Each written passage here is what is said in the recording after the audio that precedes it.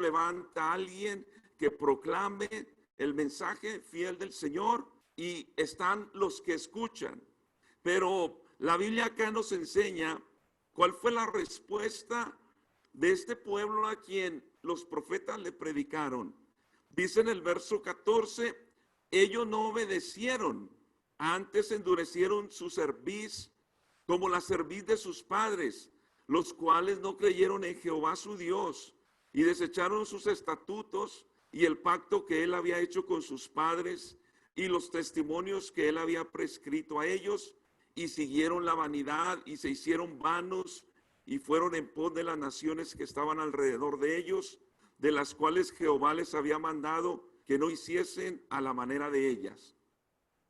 El mensaje siempre ha estado, el oyente siempre ha estado. La gran diferencia es quienes lo reciben y quienes lo rechazan. Es decir, todo esto nos demuestra que Dios siempre tiene un interés por la salvación de la humanidad.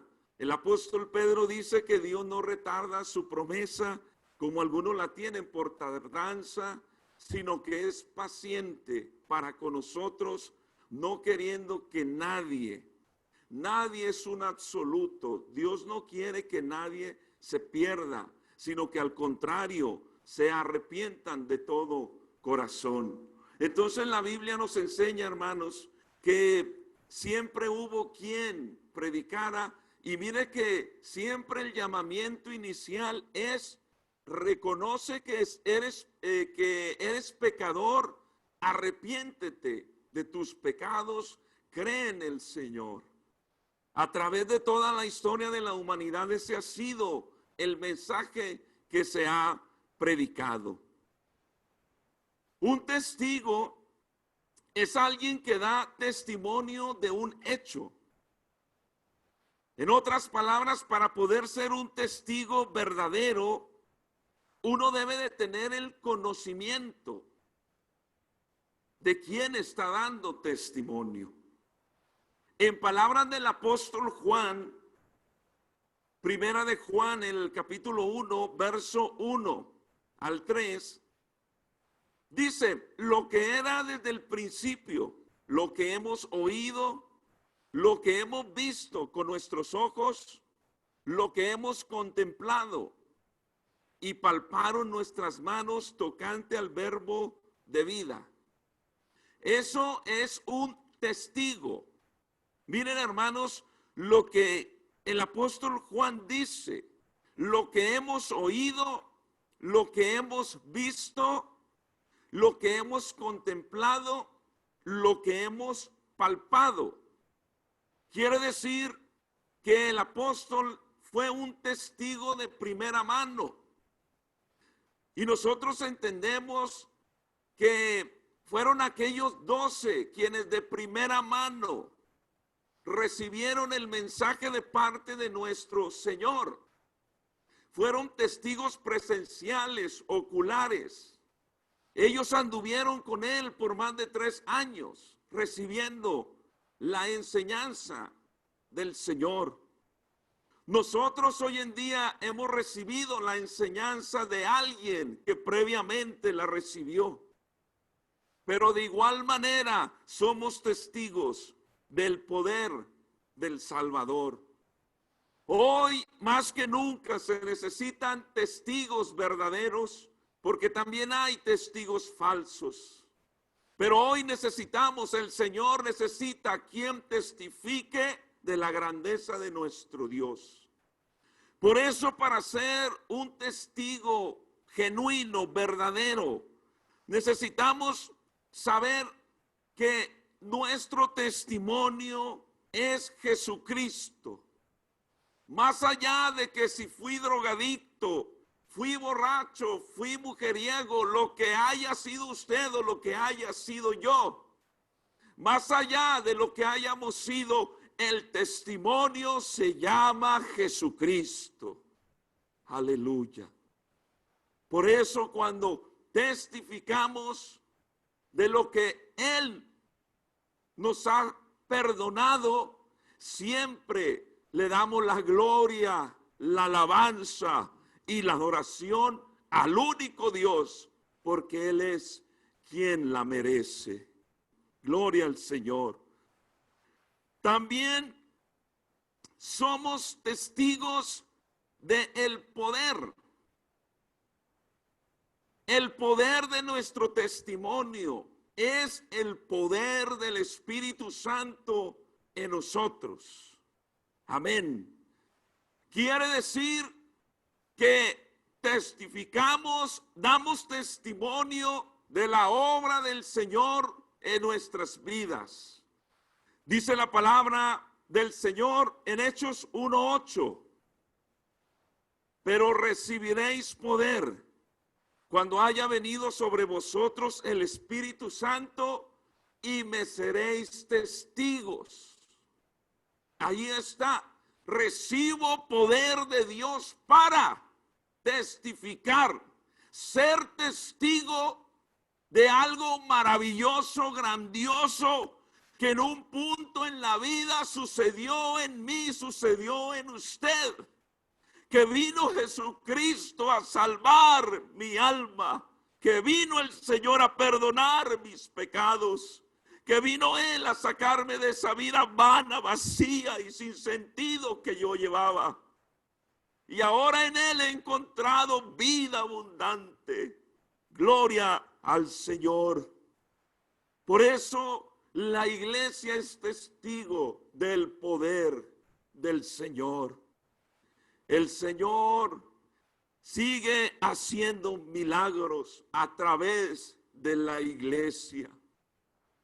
Hoy en día se escucha quienes dicen que ya cesó o cesaron los milagros de Dios, que ya hoy Dios nos sana, que ya hoy Dios no hace esos milagros de antaño.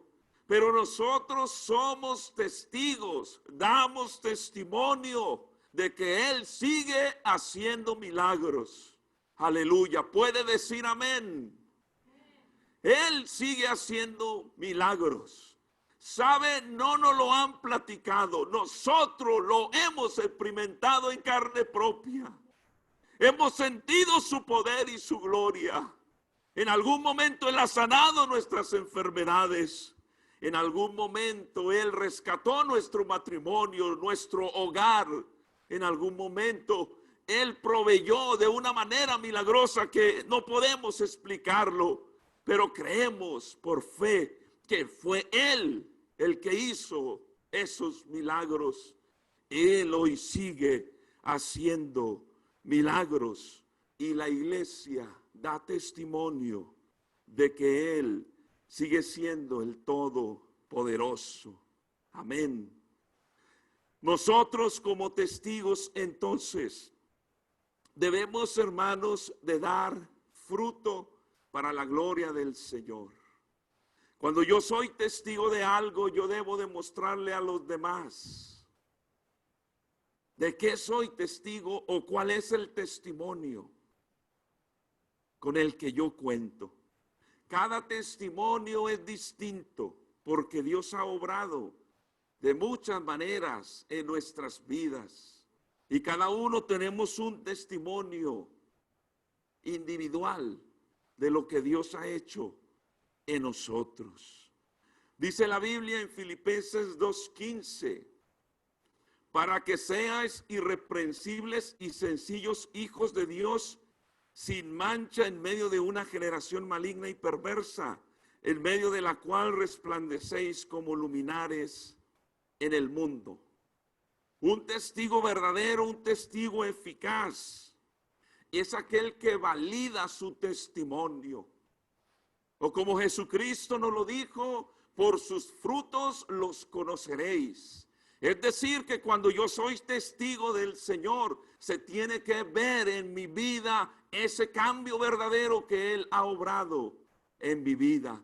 ¿Cuántas veces se ha escuchado de quienes dicen que son cristianos, pero qué triste es la manera de comportarse, la manera de hablar? Qué triste es las personas, cómo se comportan.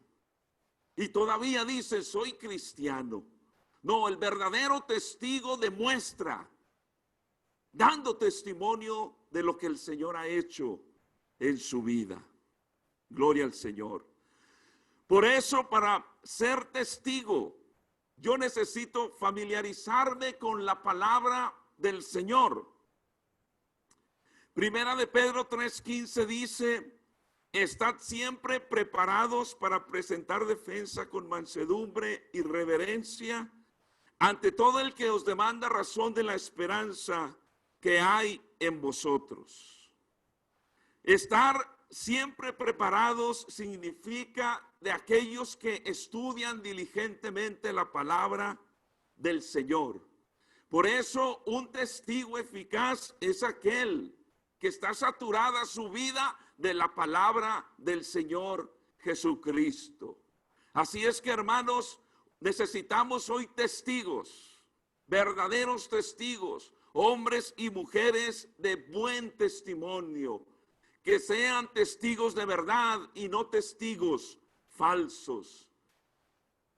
La Biblia entonces nos enseña, hermanos, en el libro de Apocalipsis, que Dios levantará dos testigos. Les llama testigos, serán dos predicadores, a quienes el Señor levantará en medio de la peor oscuridad de la humanidad, en medio de la situación peor de la historia de la humanidad.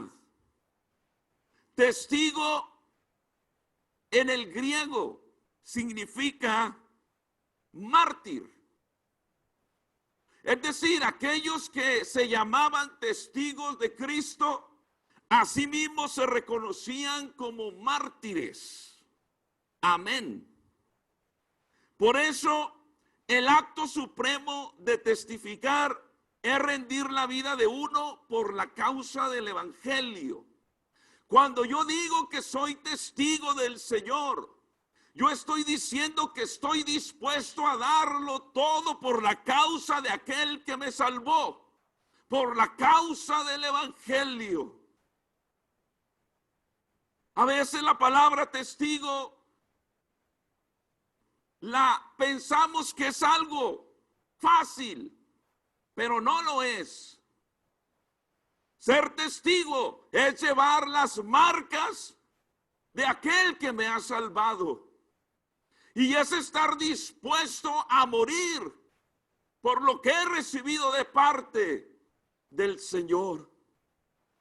Por eso estos dos hombres que el Señor levanta en el tiempo de la gran tribulación, son dos hombres dispuestos, testigos, mártires, a llevar a cabo el mensaje, la labor que Dios les ha encomendado. Es importante que recordemos, que reflexionemos, que como iglesia estamos llevando a cabo la labor que Él nos ha encomendado, o no lo estamos haciendo. Aquellos dos hombres serán levantados en ese momento más difícil de la historia. La misión de ellos es profetizar por 1260 días, 3 años y medio. La labor de ellos profetizar no necesariamente es predecir el futuro. Profetizar es predicar la palabra del Señor. Y estos dos hombres serán predicadores de los últimos tiempos. Serán una de las últimas oportunidades. Estos dos hombres predicarán por 3 años y medio. La Biblia dice en Malaquías 4:5: he aquí, yo os envío el profeta Elías antes que venga el día de Jehová, grande y terrible.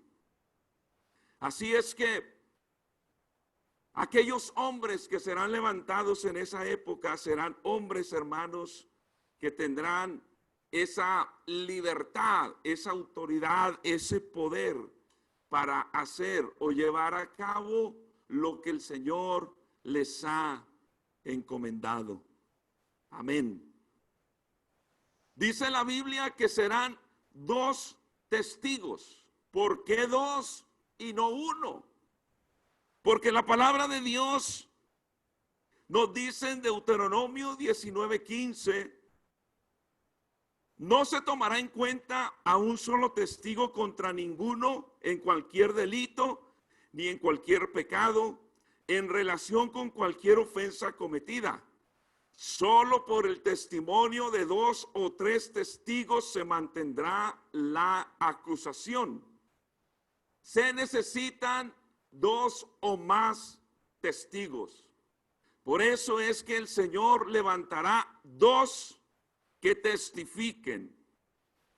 Mateo 18:16 dice, mas si no te oyere, toma aún contigo a 1 o 2, para que en boca de 2 o 3 testigos conste toda palabra. Cuando Jesucristo enviaba a los discípulos a predicar, los enviaba de 2 en 2. Así es que la razón por lo que son 2 es por lo que acabamos de leer en estos versículos. Dice que estarán vestidos de cilicio. El cilicio era una ropa áspera, pesada y tosca que se usaba en los tiempos antiguos como símbolo de luto, angustia, dolor y humildad. La Biblia nos da varios ejemplos. Por ejemplo, Jacob se puso cilicio cuando pensó que habían matado a José. Y entre muchos otros ejemplos.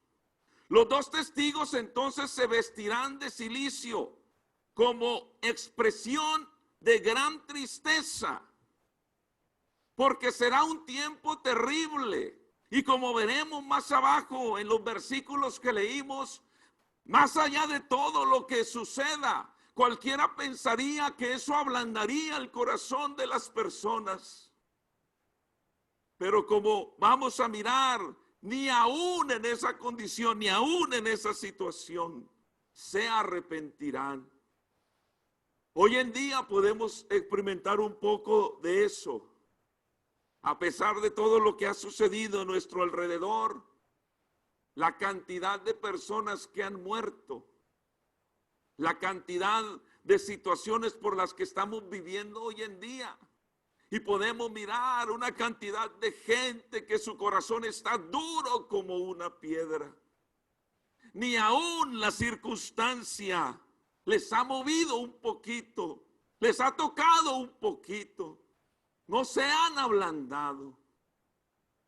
Qué triste y lamentable es la condición del ser humano, que con gran facilidad rechaza las cosas del Señor. Por eso estos 2 testigos expresarán a través de su vestido cilicio. El cilicio es como esos costales, hermanos, esos costales que son de material áspero, raspan la piel. De ese tipo de material, esos 2 testigos estarán vestidos de cilicio. Entonces la Biblia nos dice que estarán predicando o profetizando por 3 años y medio. Dice Juan, los 2 olivos y los 2 candeleros. Y el apóstol hace alusión a lo que está en Zacarías 4. Eso usted léalo ahí en casa después. Son 14 versículos, Zacarías 4, del 1 al 14. Está hablando entonces de los 2 olivos. El olivo es el que produce el aceite para que el candelero se mantenga encendido. El olivo produce el aceite, que significa también la unción con que eran ungidos aquellos que le servían al Señor. En este caso, los sacerdotes, los profetas, eran ungidos, porque para ser testigo, para predicar la verdad, se necesita la unción del Espíritu Santo. Para mantener la luz prendida del Evangelio, necesito el Espíritu Santo. Querido hermano, quien no ha recibido el Espíritu Santo, otra vez nos recuerda el Señor: no te conformes, necesitas el poder de lo alto, necesitamos el Espíritu Santo. Porque recordemos que el mismo Zacarías dice que no es con espada, no es con ejército, sino con el poder del Espíritu del Señor. La labor que nosotros hacemos la debemos de hacer en el poder de Dios y no en el poder humano. El mismo Pablo dice que las armas de nuestra milicia no son carnales, sino poderosas en Dios para la destrucción de fortalezas. Así es que estos dos hombres serán ungidos, llenos del poder de nuestro Dios. Serán aquellos, será la luz en medio de tanta tiniebla que habrá en aquel tiempo. Durante 3 años y medio serán protegidos milagrosamente por Dios. Recuerde que ellos estarán predicando por 3 años y medio. Cuando ellos empiezan su predicación, ya estará el anticristo, el falso profeta.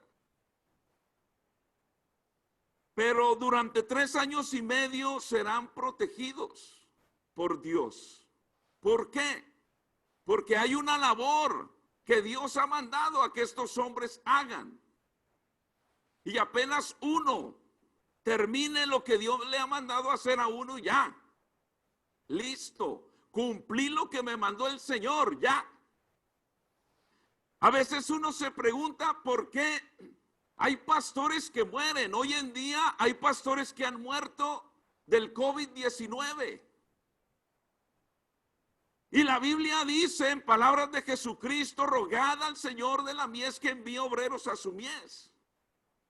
Y pareciera que hay contradicción. Bueno, si estamos orando por pastores, pero por el otro lado Dios parece que está permitiendo que se mueran los pastores.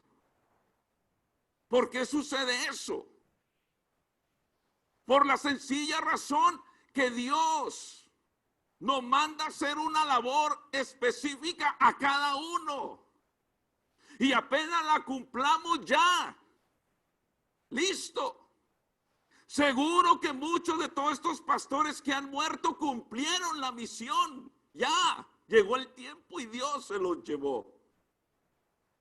Pero mientras se cumple la misión, hay una protección soberana de Dios sobre aquellos a quien Él ha llamado, a quien Él ha enviado. Por eso estos dos hombres, estos dos testigos, serán protegidos de una manera milagrosa, porque seguro que el anticristo, apenas los haya escuchado la primera vez, los querrá destruir. Pero como miramos la otra vez, el Señor soberanamente y milagrosamente protege y guarda a los suyos. De igual manera protegerá y cuidará la integridad de estos dos hombres hasta que cumplan su ministerio. Dice la palabra del Señor que cuando alguien los quiera atacar, dice que fuego saldrá de la boca de ellos y devorará a sus enemigos. Esto puede ser literal o puede ser simbólico. entendiendo que a través de la historia bíblica, pues el Señor ha usado el fuego para deshacerse de los enemigos. Sea literal o sea simbólico, estos hombres se mantendrán por 3 años y medio predicando el mensaje.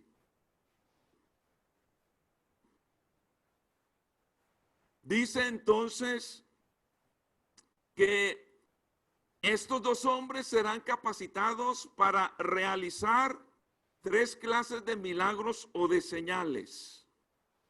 Primero, tienen poder para cerrar el cielo a fin de que no llueva en los días de su profecía. Número 2, tienen poder sobre las aguas para convertirlas en sangre. Y número 3, para herir la tierra con toda plaga cuantas veces quieran. Entendiendo que para esta época la lluvia escaseará y que estos hombres tendrán la potestad, la autoridad, el poder de parte del Señor, para como el profeta Elías lo hizo. Aquel hombre oró y dejó de llover. Después volvió a orar y nuevamente llovió.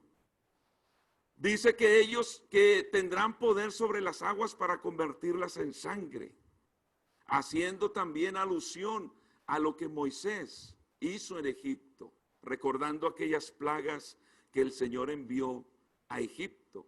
Además, que podrán herir la tierra con plaga cuantas veces quieran. Para esa época ya será tanto el desorden en todos los aspectos, el peligro en todos los aspectos, que todavía estos hombres tendrán ese poder, la autoridad de parte del Señor.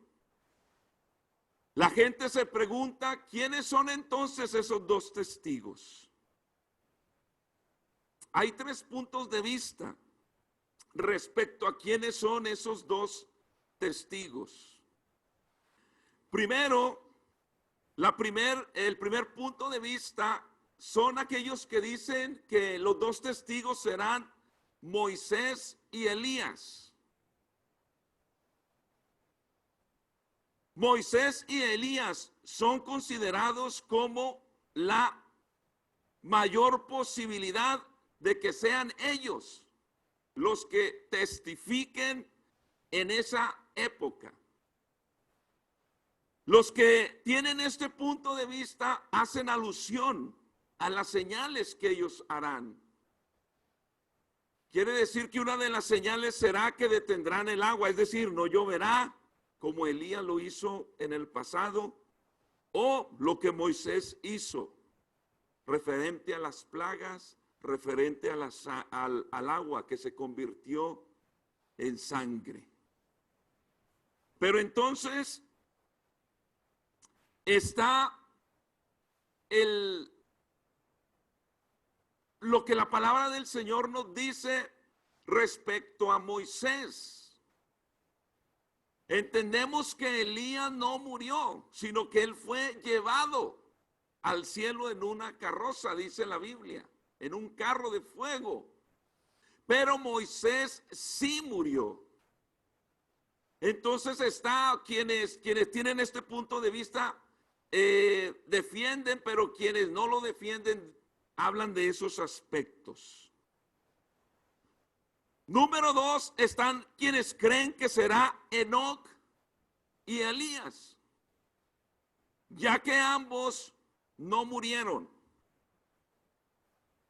Y hay quienes creen que posiblemente sean estos 2, quienes sean los testigos en aquel tiempo. Pero el tercer punto de vista está quienes consideran que serán 2 testigos diferentes.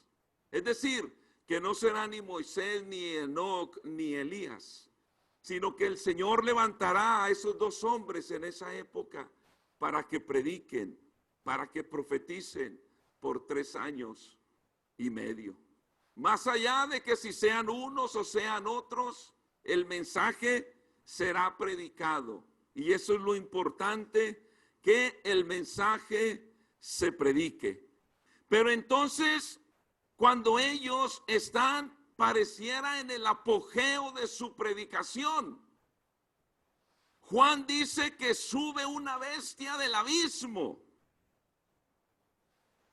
Dice en Apocalipsis 11, del 7 al 10, cuando hayan acabado su testimonio, es decir, han cumplido lo que Dios les ha mandado, la bestia que sube del abismo hará guerra contra ellos y los vencerá y los matará. Y sus cadáveres estarán en la plaza de la grande ciudad, que en sentido espiritual se llama Sodoma y Egipto, donde también nuestro Señor fue crucificado, y los de los pueblos, tribus, lenguas y naciones verán sus cadáveres por 3 días y medio y no permitirán que sean sepultados.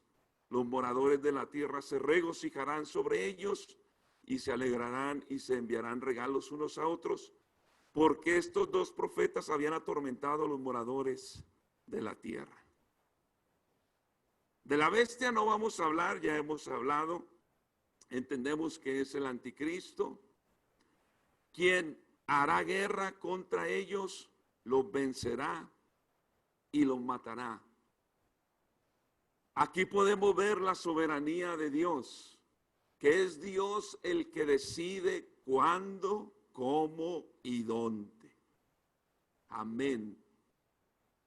No fue cuando la bestia, el anticristo, quiso, porque seguro que desde el principio quiso matarlos, deshacerse de ellos, pero no es cuando el enemigo quiere, es cuando Dios quiere. Gloria a Dios. Es el Señor quien tiene siempre la última palabra en todas las cosas. Dice entonces que hizo guerra contra ellos y los mató.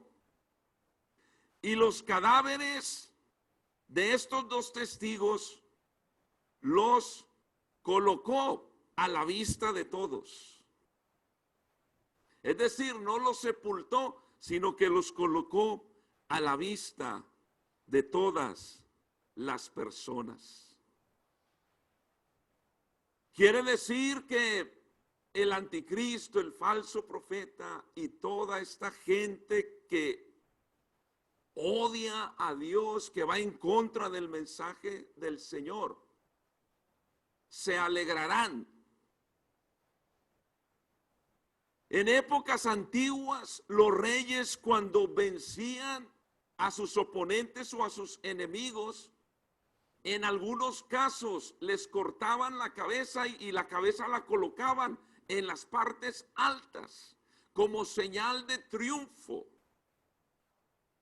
Algo similar aparecerá acá, pero acá serán los cuerpos de esos 2 testigos completos que quedarán por ahí colgados a la vista de todas las personas, y entendiendo la tecnología que habrá, que hoy hay y que habrá en ese tiempo, toda la gente de todo el mundo los verá a través del noticiero, a través del internet.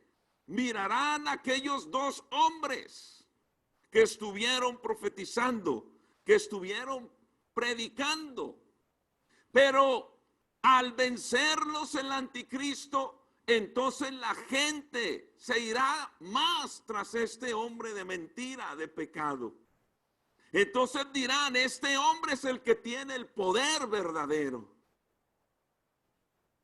Y triste y lamentablemente, pues irán tras él.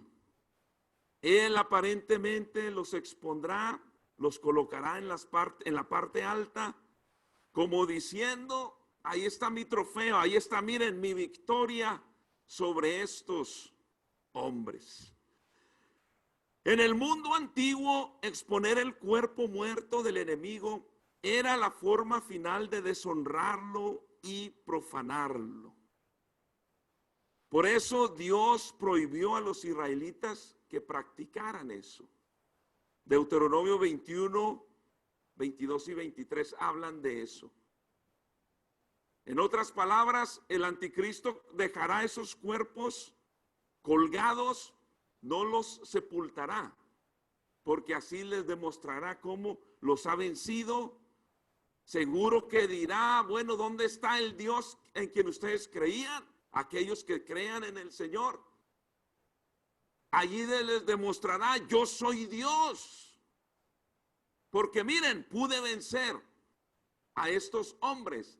Ahora note algo, que esos dos testigos eran quienes atormentaban. ¿Por qué? Porque la predicación de la palabra de Dios para los que andan mal, los que no andan bien con Dios, les es tormento. Les inquieta, les asusta. Es decir, cuando yo no estoy preparado y me hablan del evangelio y me hablan de que hay cielo, pero que también hay infierno, eso me atormenta. ¿Por qué? Porque sé que no estoy preparado. Y eso me incomoda y a muchos no les gusta que les hablen así. No, es que hablan muy fuerte. No, hablamos lo que la palabra de Dios dice. Entonces aquellos dos testigos estarán haciendo la obra de Dios, pero para muchas personas, en su gran mayoría, será un gran tormento. ¿Por qué? Porque estos dos testigos estarán llamando al arrepentimiento a los pecadores. Pero para ellos será un gran tormento que cuando se da cuenta que aquellos dos hombres mueren, la gente se alegra. Creo que en todo el Apocalipsis esta es la única porción en la que la gente se alegra. Los inconversos se alegran. Porque aquellos quienes les atormentaban han muerto. Cuando el apóstol habla de que en sentido espiritual Sodoma y Egipto nos da a entender hasta qué punto ha escalado la maldad en esa época, que está comparando Jerusalén, porque estos eventos sucederán en Jerusalén, este evento de los dos testigos, porque el mismo apóstol nos dice que será en el lugar donde nuestro Señor fue crucificado, y Él fue crucificado en Jerusalén. Pero la maldad será tan terrible que el apóstol compara la condición de Jerusalén de ese tiempo con Sodoma, la depravación que hubo en Sodoma. Y la tremenda idolatría también que hubo en Egipto, la esclavitud. Así es que el apóstol habla en sentido espiritual, mirando la triste condición de la humanidad de ese entonces, específicamente de Jerusalén. Dice entonces que cuando aquellos dos testigos mueran, que la gente se alegrará, se regocijará y se enviarán regalos. Casi que surgiría el día, celebremos el día de la muerte de los dos testigos. Y dice que ellos en su regocijo se envían regalos unos a otros, contentos, felices, qué bueno que murieron. Y dice que ellos, mientras están celebrando, podríamos decir, la muerte de ellos, entonces aparece otra vez la mano poderosa del Señor. Y dice ahí en el capítulo 11, versículo 11 de Apocalipsis: pero después de 3 días y medio, entró en ellos el espíritu de vida enviado por Dios. Y se levantaron sobre sus pies y cayó gran temor sobre los que los vieron. Y oyeron una gran voz del cielo que les decía, subid acá. Y subieron al cielo en una nube y sus enemigos los vieron. En aquella hora hubo un gran terremoto y la 10ª parte de la ciudad se derrumbó. Y por el terremoto murieron en número de 7,000 hombres y los demás se aterrorizaron y dieron gloria al Dios del cielo. El segundo ay pasó, he aquí el tercer ay viene. Cuando apenas estaban en el apogeo de la celebración, el Señor resucita a esos 2 hombres. Qué tremendo será eso, hermanos. Cuando el anticristo apenas él esté disfrutando de su aparente victoria, otra vez el Señor le dará en la cabeza y le mostrará quién es el Señor, quién es el creador, quién es el dueño de todo, quién es el que da la vida y la quita. Aleluya. Y dice que aquellos 2 hombres serán resucitados. Gloria al Señor. Bendito es nuestro Dios. Cuando aquellos entonces son resucitados, se oye una voz que les dice, suban acá. Y la gente, así como los vio muertos y colgados, ahora los ve vivos y siendo levantados al cielo. Gloria al Señor. Algunos pudieran preguntarse por qué no se les permitió predicar después de su resurrección. La predicación de pronto pudo haber sido más eficaz, porque después de haberlos visto muertos y ahora resucitados, si el Señor, algunos se preguntan si Él los hubiera dejado más tiempo, de pronto la gente hubiera entendido. Pero los milagros, las señales, no son las que salvan.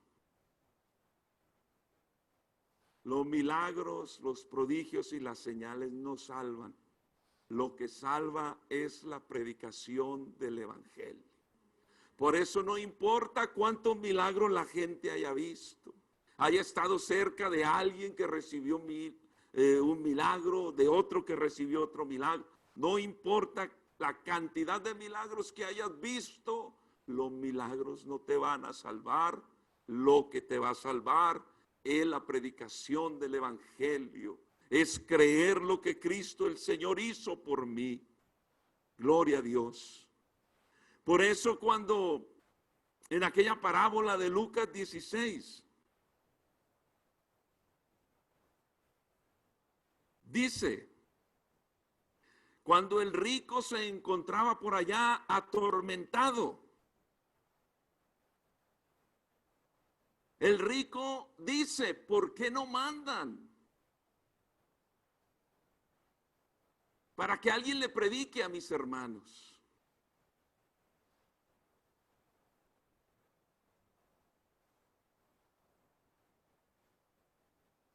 ¿Por qué no alguien les predica a ellos de entre los muertos? Es decir, si la persona ve un gran milagro, entonces va a creer. No. Es que si no han creído al mensaje, tampoco van a creer cuando vean un milagro. Porque esto va más allá de un milagro. Esto tiene que ser algo que penetre, como dice Hebreos 4:12, que la palabra es viva y eficaz, es como una espada de doble filo.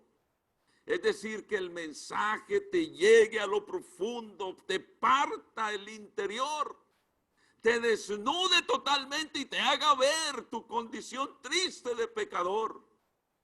Tiene que suceder eso. Que sea la palabra o la predicación del evangelio, la que salve, la que convierta tu vida. Por eso estos hombres cumplieron su propósito y fueron resucitados y fueron llevados al cielo. Terminó la labor que Dios les había encomendado. Después de que estos hombres son llevados al cielo, se acabó la alegría. Dice Job 25, la alegría de los malos es breve y el gozo del impío por un momento. Que apenas estaban disfrutándolo, les duró muy poquito la alegría. Porque dice que entonces cuando aquellos hombres fueron llevados al cielo, hubo un gran terremoto. Y claro, todo esto hizo que las personas se atemorizaran. Y el propósito por el que el Señor envía la predicación de la palabra es para inquietar al que no es salvo. Es para despertar a aquel que lleva un rumbo directo a la condenación. La predicación de la palabra es para eso, para que la persona pueda despertar de su condición, enterarse de su condición real.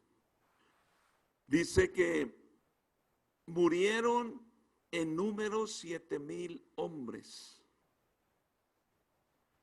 Esos hombres hace alusión a que serán 7,000 personas de gran importancia.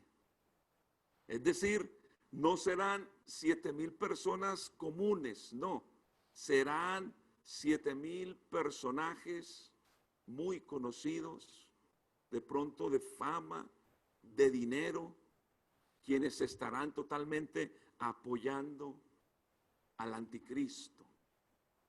Porque la expresión hombres literalmente significa nombres de hombres.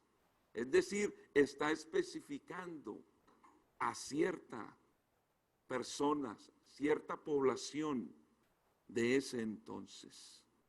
Por lo tanto, pueden ser algunos líderes de diferentes gobiernos que estarán totalmente apoyando al anticristo. Dice entonces que cuando todo esto sucede, muchos se aterrorizaron, se asustaron, pero otros dieron gloria a Dios, reconociendo que necesitan de Dios. Y ahí está el propósito, por qué aquellos dos testigos predicaron, para que algunos que escuchen se salven. Es interesante mirar que a través de toda la historia bíblica, el mundo completito no se va a salvar, porque no es de todos la fe. Pero el propósito de Dios se cumple cuando el evangelio se predica. Y además que dice Marcos, el que creyere, dando a entender que no todos van a creer. El que creyere y fuere bautizado será salvo, mas el que no creyere será condenado. No nos dice cuántas personas le dieron gloria a Dios. Seguro que se arrepintieron, seguro que vieron su condición y por esa razón su arrepentimiento los llevó a darle la gloria a Dios, pero en su gran mayoría la gente rechazó el mensaje. Así es que estos dos hombres nos enseñan las características de los testigos de Dios. Amén. Nosotros hoy como iglesia, hermanos, somos llamados a predicar el evangelio. Preocupémonos por predicar el evangelio. Háblele a quienes están cercas o lejos, quienes están cercas en sus trabajos, aún en sus casas, a quienes puede hablar con ellos a través del teléfono, vía internet. Comparta el evangelio del Señor, que esa es la razón por la que el Señor nos salvó. Y seguro que cuando cumplamos el propósito por el cual Dios nos salvó, el Señor nos llevará a su morada. Gloria al Señor. Y seguro que si Él no ha venido, levantará Él a otros que continúen haciendo la labor del Señor. Amén. Porque si no, hoy podríamos decirle: Señor, ¿por qué se murió el apóstol Pablo? ¿Por qué se murió el apóstol Pedro? ¿Por qué se murió el apóstol Juan? ¿Por qué se murió Moisés? ¿Por qué se murió David? Ellos serían de grande testimonio. Pero entonces la gente estaría siguiendo a los personajes y no siguiendo al Señor. Por eso es que el Señor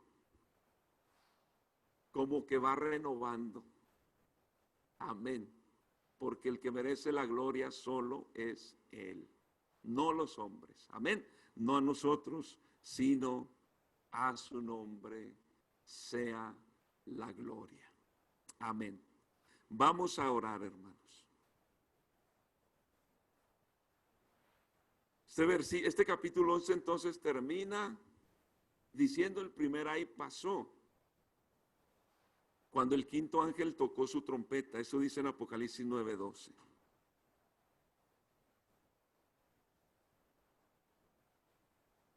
El segundo ay comenzó con el toque de la sexta trompeta, Apocalipsis 9:13.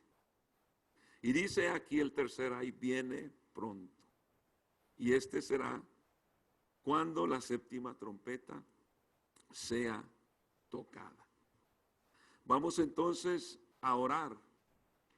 Y a través de la enseñanza de hoy, que le podamos decir con sinceridad al Señor que nos ayude a ser testigos eficaces.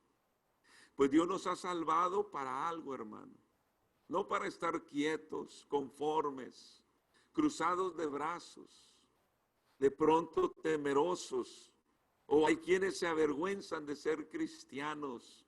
Pero qué bueno que a través de esta enseñanza el Señor o yo le pueda pedir al Señor que me dé valor, que me dé libertad, autoridad para ser testigo. Él ha hecho mucho por mí. Él me ha dado mucho.